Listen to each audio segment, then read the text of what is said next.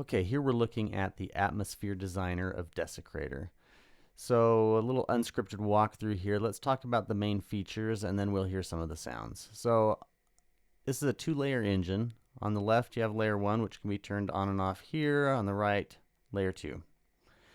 Each layer has the exact same settings, so we're just going to discuss them once, but here they are. There's an options menu, pops up here. This gives you randomization options. So when you hit the randomize buttons, this is what gets controlled. So you can select to have it only control sources, effects, or the settings for the layer, or any combination of those three. If you've got sources selected, you can also come in and limit it to just certain sound sources. So it's a little bit more robust than our previous instruments when it comes to randomization options, but it does give you quite a bit of control. So those lie there, and each layer has its own independent settings for randomization. Down below the randomization options, you see these tick boxes for mod wheel controls low pass and pitch wheel controls pitch. So that just gives you control to each layer has a low pass filter.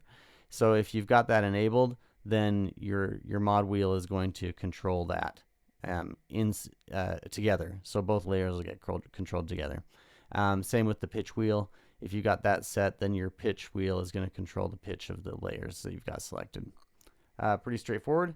We've got the main menu here to select the sound source for the layer. When you click that, the menu pops up. There's quite a few sounds in this one, so we've got them split into raw versus designed, and then within each of those you've got these subcategories.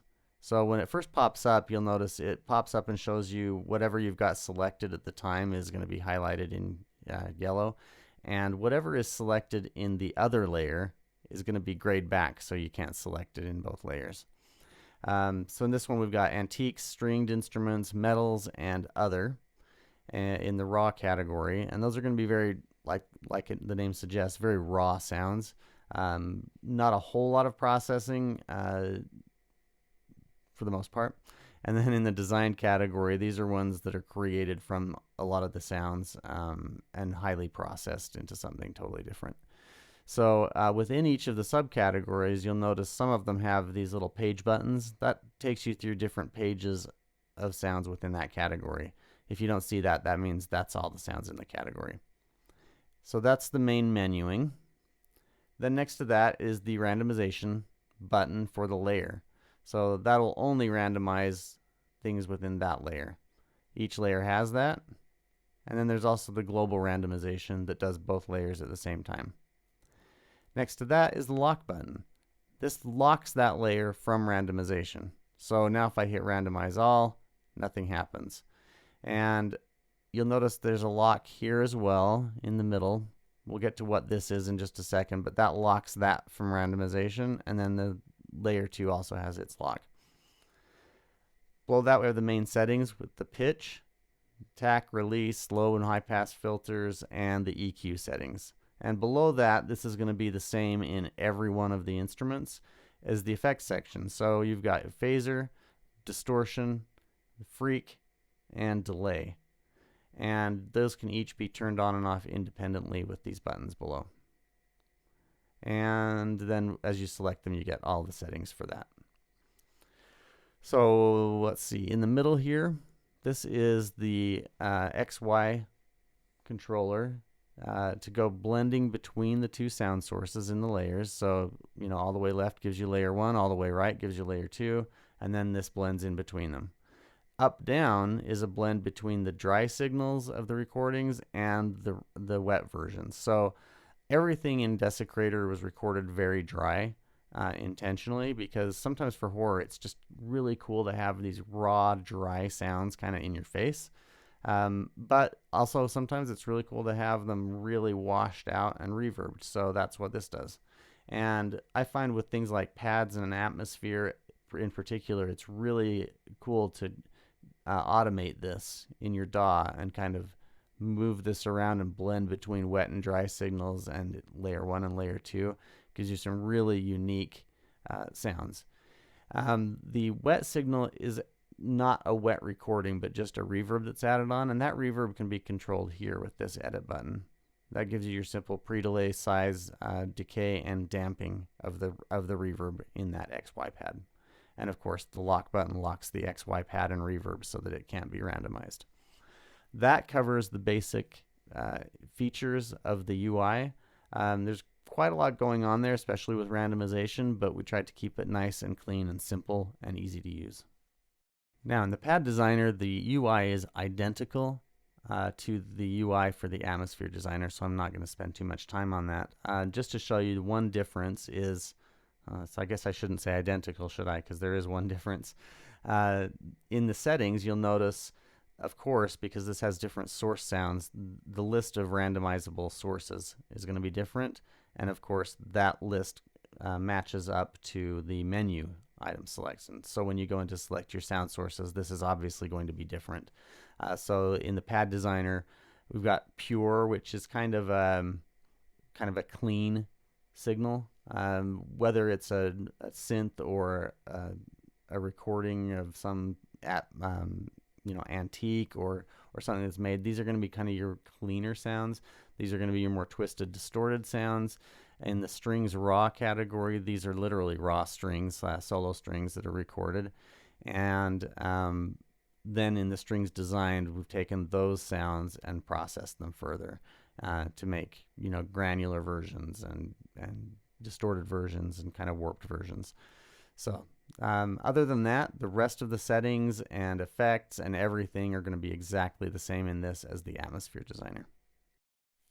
All right, the Timekeeper. So Timekeeper is going to be a bit different than the other UIs. It's still similar, as you can see, but it's got a few differences. So the Timekeepers are really made just to set, a tick-tock pattern in your music, but not using standard clocks and other tick-tock sounds. All the stuff in here is recorded from old antiques and just kind of weird stuff that doesn't sound like you would normally expect tick-tocks to sound like, but it's also been recorded in a way that does mimic the tick-tock of a clock, where it's not just the same sound repeated. It's, the tick sounds different than the tock. And each of these has been recorded with 8 ticks and 8 tocks, so to speak, so that there's some variety and nuances captured in between the ticking and talking, all of those weird little artifacts and things that play with these antiques. And whether I'm clicking the wind up of an old doll or whatever, it's been recorded in a way that gives you that tick-tock effect. Because all of the attacks and nuances in between the tick-tocks have been recorded and preserved, this instrument will always require a negative 125 millisecond track delay compensation in your DAW to keep it on time. Once you set that, then it's going to stay on time for you. We've got here this kind of standard, sequencer, if you will. The patterns are always going to be tick-tock, tick-tock, tick-tock, and they're going to be, set to whole notes, half notes, quarter notes, and eighth notes here.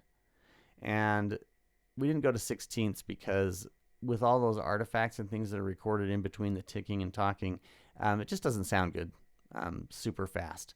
And that's not really the intention of this instrument, to create super fast patterns anyway. It's really to set a time, something that keeps the time in your track without sounding like a metronome or a standard clock. Now you can control the pattern by turning on and off, different parts of the tick-tocks using these volume controls or changing the volume of them. And that's how you can create different patterns.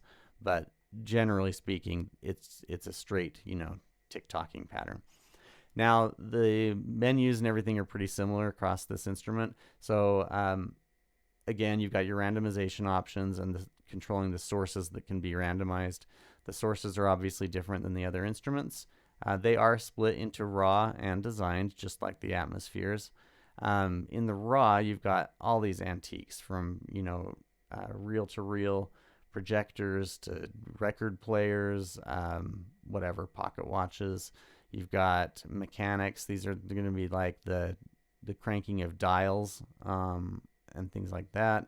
You got loose metals. You've got, scratching on a chalkboard. You've got leaves being crunched. You've got tongue clicks. You've got these designed ones that are kind of created to sound more like clocks, like big weird clocks and things like that, kind of heavier sounds, and then some small sounds that are, you know, like teeth clicking and strange reversed clocks and warped clocks and things like that.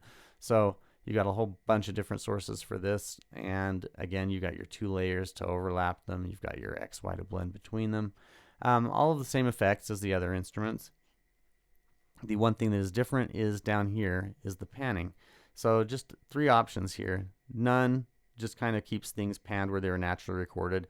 Most of these things are recorded, you know, fairly down the middle, but with the 16 steps, the 8 ticks and 8 talks, some of them are a little more left or more right than others. So it does kind of have a little bit of movement in there, even when you have this selected to none. Ping pong is going to take it straight left, right with each tick, talk, tick, talk. And doubles is going to have 2 sounds on left, 2 sounds on right. So tick tock on left, tick tock on right, tick tock on left, tick tock on right, so on and so forth. And that's about it for the Timekeeper. Okay, in the Rise Designer, again, this is very similar UI to the Atmosphere Designer.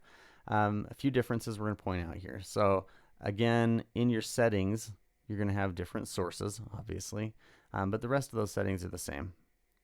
The menu is going to have different sources.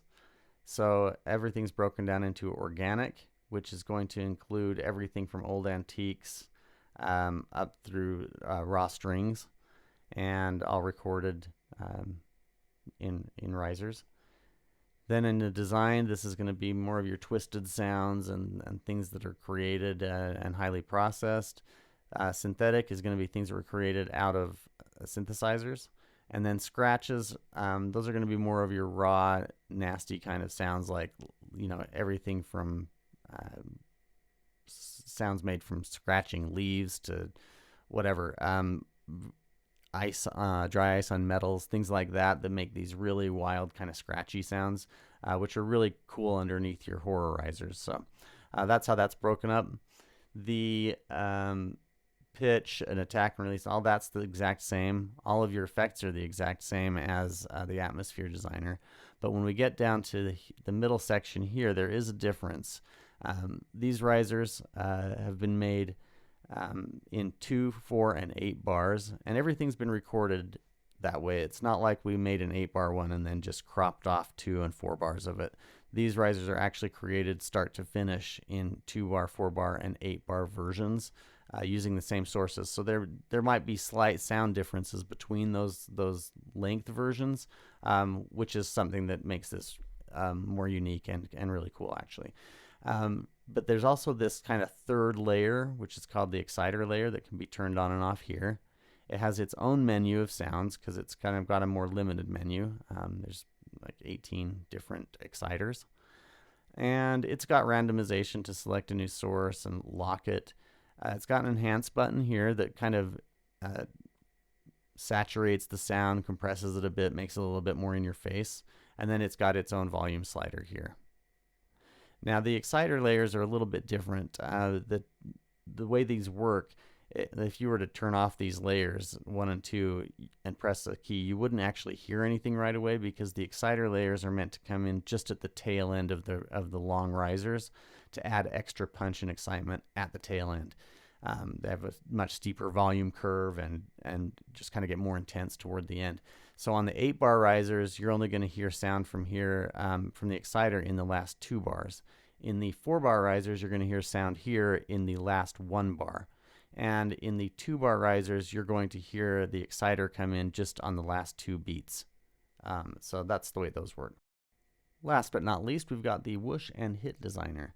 Now, where this really differs from our previous instruments is that the whooshes in here are timed. And we've created 3 different lengths of whooshes for each of the sounds here. So there's a 2-beat, a 1-beat, and a half-beat. So, you know, half note, quarter note, eighth note whooshes in a 4/4 timing. So, and they will stretch to match the tempo of your track. They're initially recorded at 120 beats per minute. So the nice thing about that is as you're playing through, these whooshes will always sync up and play the hit right on timing for you. Makes it a little bit easier to use and play into your tracks. Whether you're playing this directly into your tracks or dumping the audio and dragging that back into your tracks, it just makes it a little simpler to line things up. So for the most part, the UI is the same as the other instruments, but we'll just take a look here. In the options, you'll notice, of course, there's different sources listed for randomization. In the menu, we've got quite a few sounds here for you to choose from. From abominations, these are going to be just weird, distorted, strange hits. The metals, these are going to all be things that are created initially from some sort of metal striking sound. Strings, these are going to be hard plucks and string gestures and things like that for making jump scares. String gestures are made from live strings doing just kind of weird parts. Those are ensembles. And then in the other is going to just be everything else we could think of to make really cool, wild, jump scares and horror hits. And all of the effects settings are pretty much the same across the board, except for here. We didn't have an attack knob because these are hits and who wants an attack? The whoosh volume is controlled here instead with this knob for each layer. Now, as we get down below in the middle, we have this unique section, which is called Foundations. So the idea here is to give you a set of sounds on its own unique layer that is kind of a foundational hit, more of like a standard, boom or strike that gives you a really kind of more powerful hit, as opposed to the weird or bizarre things you might find in the normal layers. And it has its own menu of 19 different sounds that give you kind of a baseline for your hit. Or if you're not looking for something that has more power to it, you can just turn that foundation layer off or turn it down using the volume slider. One thing that can be really useful is the follow buttons. So what this does is it tells the foundation layer to follow these basic settings of, whoosh volume, release, filters, and EQ. It tells the foundation layer to follow those settings from one of the layers. So if I've set some really short releases to make kind of punchier hits, or I've really filtered them down, or I want to maybe automate the filter so that I've got this hit coming in really low and building up to a crispy kind of punchy hit. If I wanted the foundation sound to do that as well, I'd need it to follow one of these because it doesn't have its own low pass filter and its own EQ and so on and so forth. So setting this to 1 tells it to follow layer 1's settings, setting it to 2, follow layer 2's settings, and turning it off, just use its default settings. Not always something you're going to want to use, but it is very useful in certain cases. Like I said, especially where you want really short releases and tight punches, things like that. Then yeah, just set this to follow, and that way you can automate it as well.